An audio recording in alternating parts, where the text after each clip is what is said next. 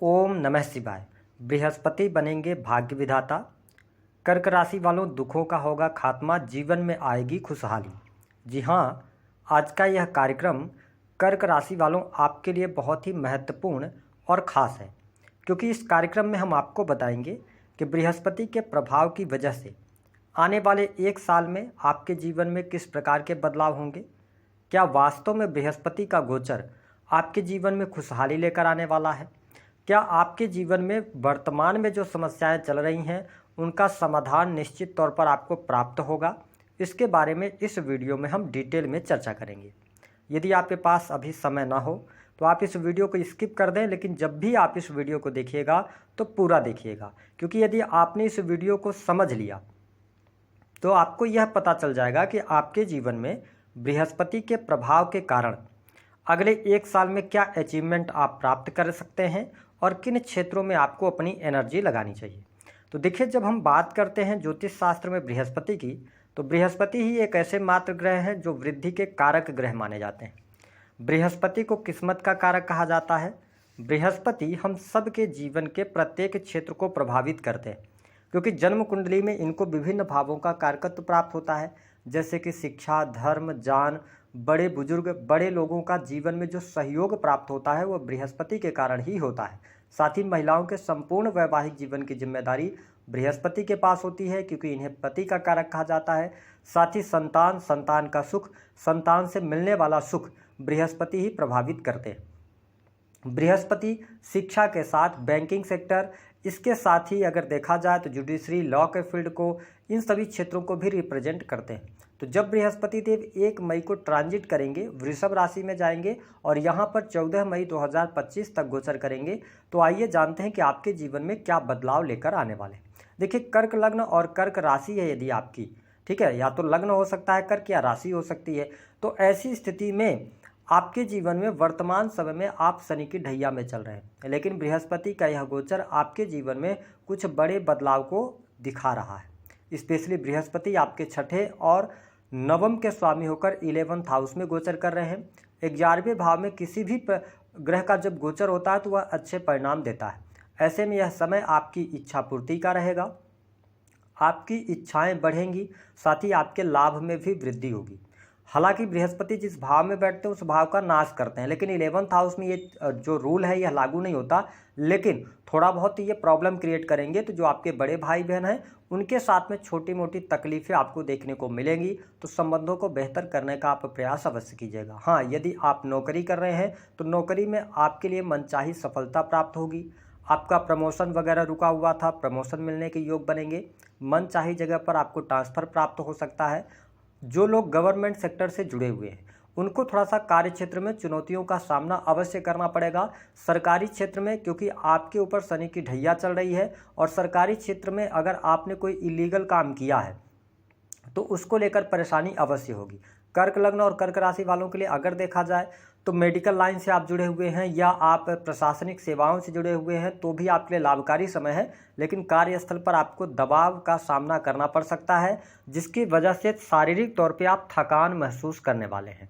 बृहस्पति देव की जो पंचम अमृतमय दृष्टि है वह आपके 3rd हाउस पर पड़ रही है। तो देखिए, यह समय उन लोगों के लिए बहुत बढ़िया है जिन लोगों का काम कम्युनिकेशन से जुड़ा हुआ है, ठीक है, सेल्स, मीडिया, मार्केटिंग, ऑनलाइन से जुड़े हुए जितने भी प्रकार के कार्य होते हैं वो 3rd हाउस से देखे जाते हैं।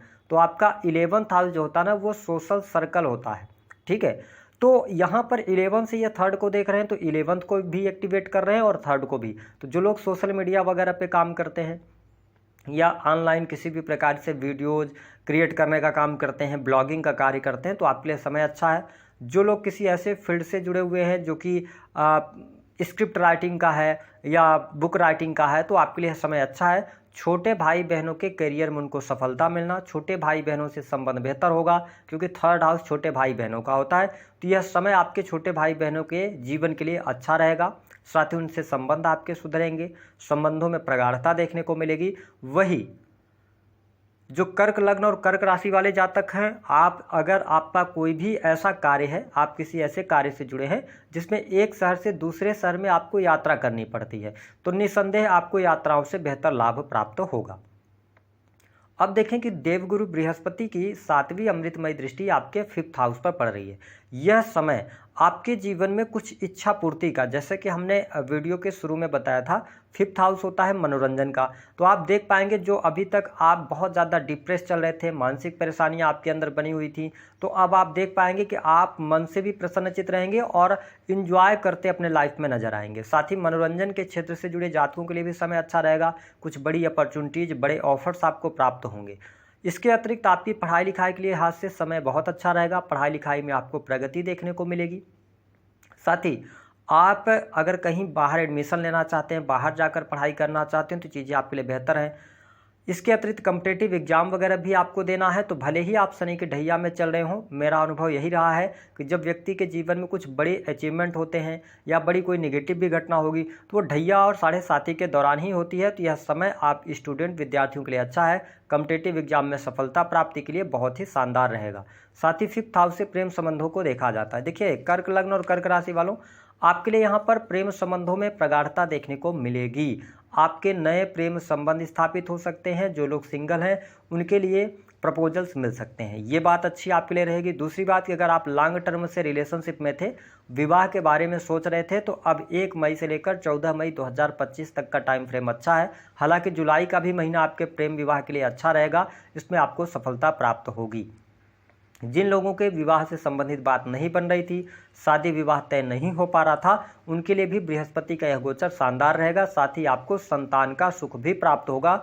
जो नवविवाहित लोग हैं उनके लिए संतान का सुख अवश्य यहाँ पर बृहस्पति देव देंगे। अब देखिए, बृहस्पति की 9वीं जो दृष्टि है वो आपके 7th भाव पर पड़ रही है। 7th हाउस पर बृहस्पति की नीच की दृष्टि पड़ रही है। तो मैं आपको बता दूं कि जो अभी तक आपके दाम्पत्य जीवन में बहुत सारी परेशानियां चल रही थी, तो उन परेशानियों से आप बाहर जरूर निकलेंगे। लेकिन नीच की दृष्टि पड़ने की वजह से थोड़ा सा ये बात जरूर ध्यान रखें कि आपके जो पार्टनर होंगे या आप स्वयं कर्क राशि वाले हैं, तो पार्टनर में थोड़ा सा अहंकार दिखेगा, या हो सकता है कि उनका नेचर ऐसा हो जाए कि वो ज़बरदस्ती अपनी बात को मनवाएं। ठीक है, तो अगर आप मेरी वीडियो देख रहे हैं तो अपने दाम्पत्य जीवन में अनुकूलता चाहते हैं, तो आपको क्या करना है कि थोड़ा सा पार्टनर जो भी कह रहे हैं उनकी बातों को थोड़े समय के लिए मान लीजिएगा, क्योंकि जिद ज़्यादा देखने को मिलेगी, जिसके कारण मैरिटल लाइफ में दिक्कत होगी।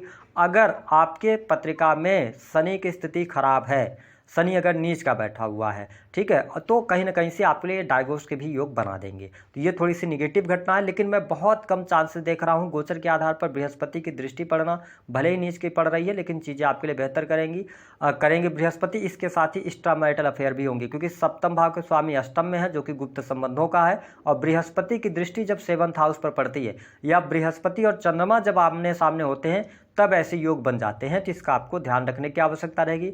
बिजनेस व्यापार से आपको बहुत अच्छे लाभ मिलेंगे, बेनिफिट्स आपको मिलेंगे, ये चीज़ें आपके लिए बहुत ही बेहतर रहेंगी। इसके साथ में यदि देखा जाए तो पार्टनरशिप से आपको लाभ प्राप्त होगा, आपके रिलेशन में सुधार देखने को मिलेगा। हाँ, 1st भाव पर राहु की दृष्टि है, तो थोड़ा सा हेल्थ वगैरह का आप ध्यान रखिएगा। ठीक है, ज़रूरत से ज़्यादा किसी के ऊपर बिलीव नहीं कीजिएगा, और इसके साथ ही अपने वाणी को आप नियंत्रित करके चलिएगा। वाणी की वजह से कहीं ना कहीं से परिवार के लोगों के साथ में दूरियां बन सकती हैं, कुटुंबीजनों के साथ में। और आपका जो बैंक बैलेंस है उसको लेकर आप सचेत रहिएगा। किसी भी व्यक्ति के ऊपर ज़रूरत से ज़्यादा ट्रस्ट मत कीजिएगा। आप ही के लोग आप ही का बन के और पैसे लेकर निकल लेंगे, बाद में आप अकेले रह जाएंगे। तो बैंक बैलेंस से जुड़ी हुई चीज़ें, अपनी OTP वगैरह, ATM कार्ड वगैरह किसी के साथ शेयर ना करें, चाहे वो कितना भी भरोसेमंद आदमी क्यों ना हो, अन्यथा चीटिंग होगी। तो फिर बाद में आप ऐसे व्यक्ति हैं कि फिर आप इमोशनल होने के अलावा आपके पास कुछ बचता नहीं है। तो मैं पहले से ही आगाह कर रहा हूँ, इसको निगेटिव नहीं हम कह सकते, बट आगाह आप रहिएगा 2nd हाउस से रिलेटेड चीज़ों को लेकर।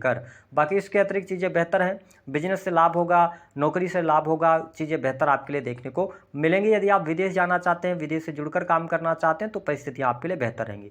उपाय क्या करें? देखिए, लाभ भाव में बृहस्पति आए हैं, तो गुरुजनों का सम्मान कीजिए, बड़े लोगों का सम्मान कीजिए, माता पिता का सम्मान कीजिए। दूसरी स्थिति कि वाणी को संयमित करके चलिए, और सबसे अच्छा ये रहेगा कि आप अपने गले में सोना धारण कर लें। ठीक है, सबसे अच्छा उपाय रहेगा सोना गले में अगर आप धारण करते हैं, तो इससे 9वां भाव एक्टिवेट, ऑलरेडी 9वां के स्वामी होकर लाभ भाव में गए हैं, तो 9वां भाव से आपको भाग्य का भी सहयोग मिलेगा और जुपिटर का भी सहयोग अच्छा मिलेगा। आपके दाम्पत्य जीवन की भी स्थितियां अच्छी होंगी। अगर आप पुरुष हैं तो भी आप सोना धारण कर लें, अगर आप स्त्री हैं तो भी आप सोना जरूर शरीर में धारण करके रखें। तो दी गई जानकारी पसंद आए तो वीडियो को लाइक करें, चैनल को सब्सक्राइब करें।